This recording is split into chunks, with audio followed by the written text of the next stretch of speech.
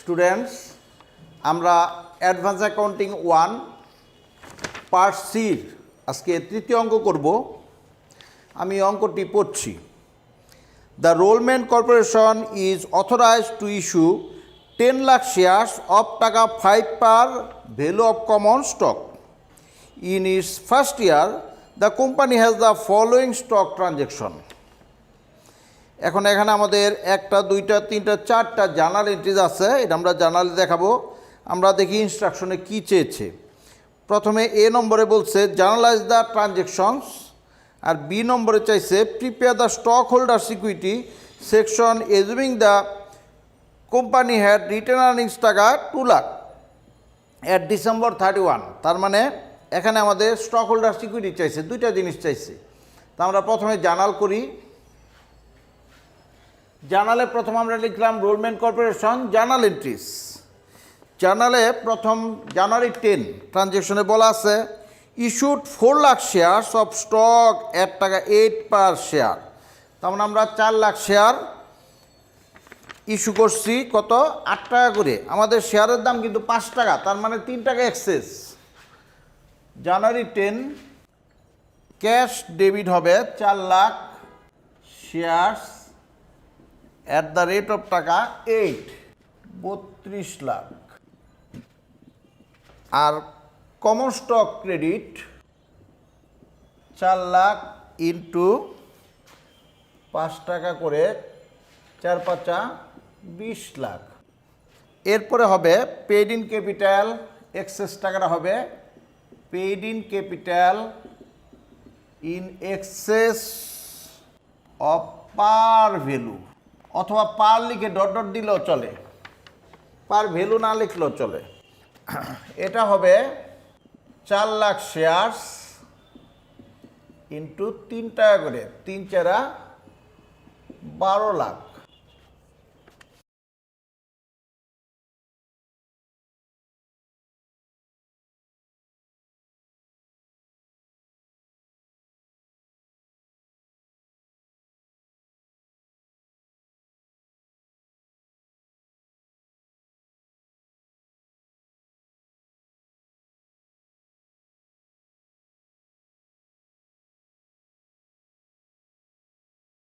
July 1 issued 1 lakh shares of stock for land. আমরা 1 lakh share issue করেছি land অর্জনের জন্য। The land had an asking price of টাকা 9 লাখ। তার মানে ল্যান্ডের দাম চাইছে 9 লাখ। 9 লাখ আমাদের কোনো অঙ্কের এন্ট্রি না, এটা no entry. The stock is currently selling on a national exchange টাকা 8.25 পার শেয়ার। এটা হলো অ্যাকচুয়ালি ল্যান্ডের দাম। 9 লাখ টাকা চাইতেই পারে, 10 লাখ চাইতে পারে, আরও বেশি চাইতে পারে, আরও কম চাইতে পারে, ওটা কোনো ফ্যাক্টর না। আমাদের অ্যাকচুয়ালি যেটা ভ্যালু ওটা দিয়ে করব। তার মানে আমরা ল্যান্ড ক্রয় করেছি জুলাই 1। ল্যান্ড ডেবিট, ল্যান্ড হলো 1 লাখ শেয়ার্স ইন্টু 8 টাকা 25, 8,25,000। আর যেহেতু কমন স্টক দ্বারা কিনেছি, common stock credit 1 lakh into common stock আমরা জানি 5 টাকা করে, 5 লাখ। আর paid in capital in excess of par value, এখানে হবে 1 লাখ শেয়ার্স ইন্টু 3 টাকা 25, দুইটার ডিফারেন্স, অর্থাৎ 3,25,000।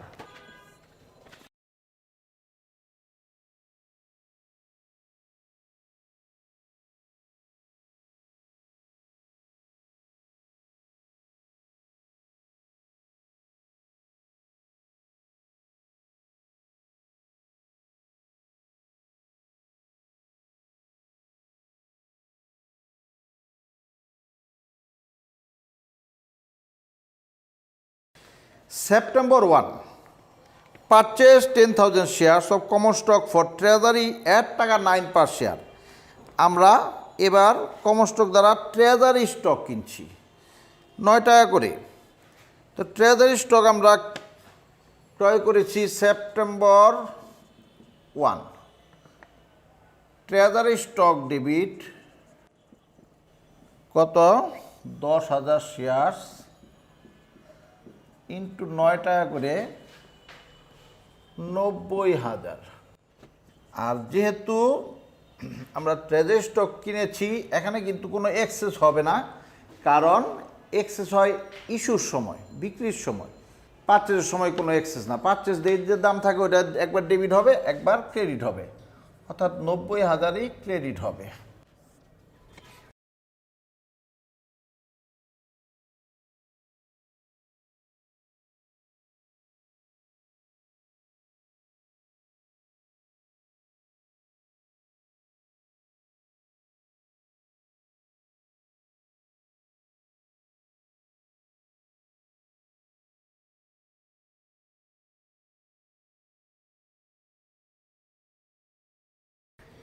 December 1, sold 4 lakh shares of the treasury stock at টাকা 10 per share।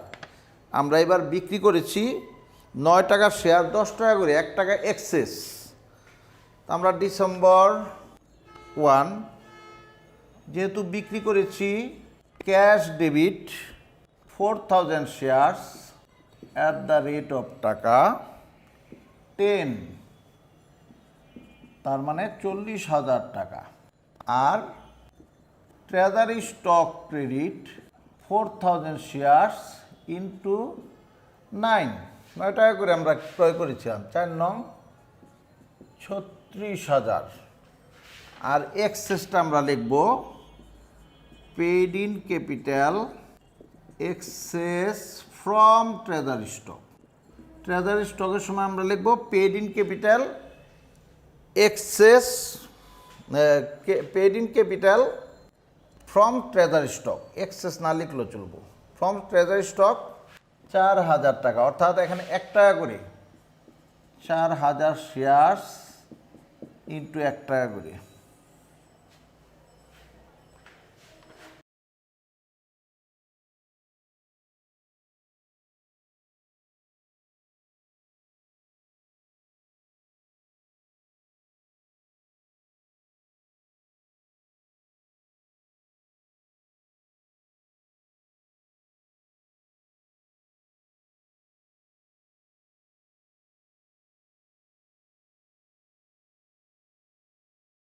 এখন কিছু তথ্য আমরা লিখে রাখি, যেমন আমাদের রিকোয়ার্ড বিতে বলছে স্টক হোল্ডার সিকিউরিটি করতে। ওটা করতে আমাদের এই যে কমন স্টক লাগবে। কমন স্টক এখানে যেমন এক্সেস আছে, এই যে ক্রেডিট দিকে 12 লাখ, এই যে একটা, এই যে পেইড ইন ক্যাপিটাল এক্সেস 3,25,000, তার মানে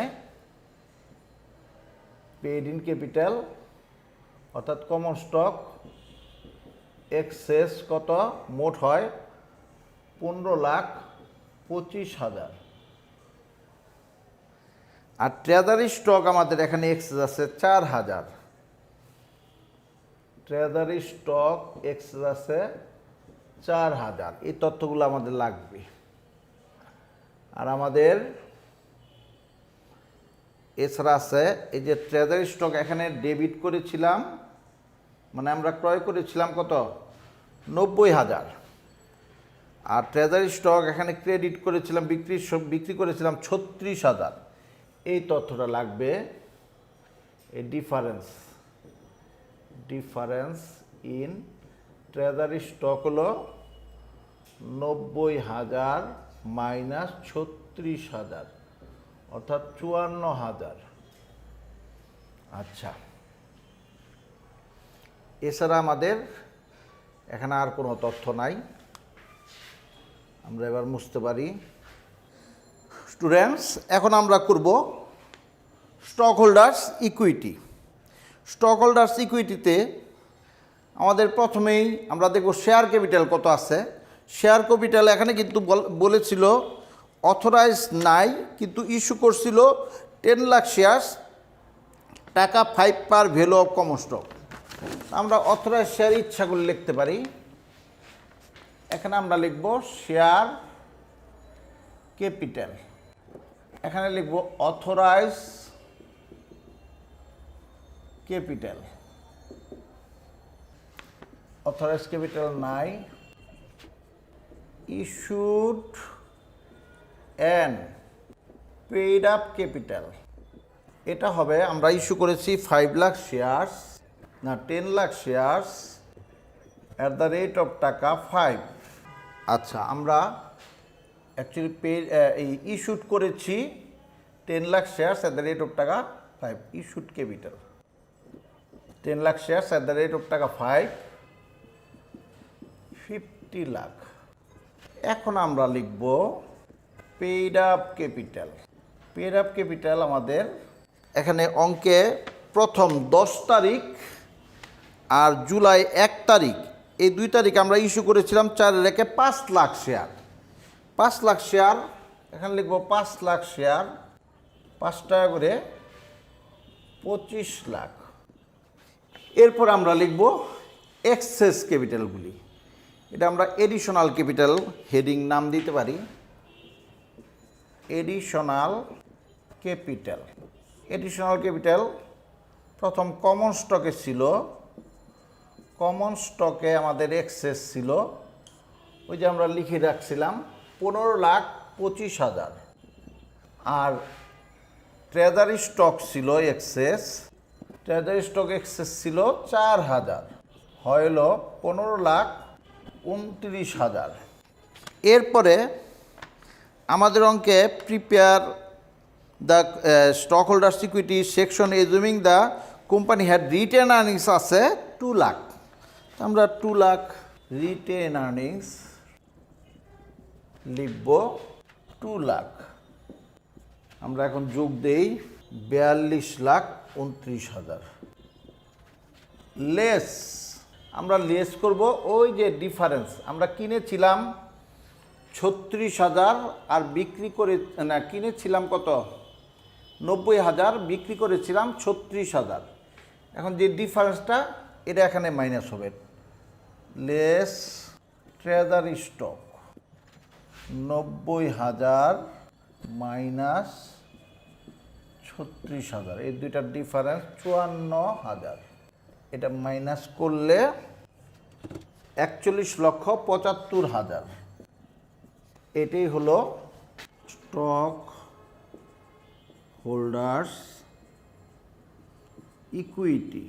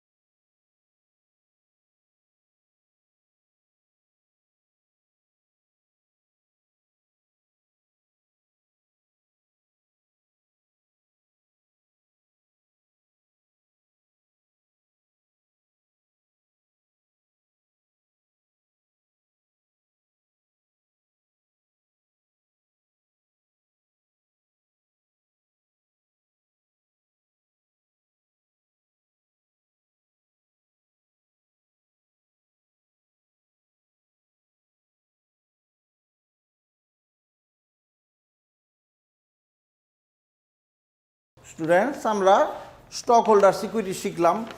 এর পরবর্তী অঙ্কে আমরা স্টক হোল্ডার সিকিউরিটি আরও পাবো, এবং আমাদের আরেকটা যেটা শিখার আছে আমরা লেজার পাবো। পরবর্তী অঙ্কে আমরা লেজার নিয়ে আসব। এখন আশা করি এই স্টক হোল্ডার সিকিউরিটিটা তোমরা কিভাবে হলো একটু চিন্তা করবে, একটু মনোযোগ দিয়ে দেখবে, আমার মনে হয় মাথায় থাকবে। ধন্যবাদ।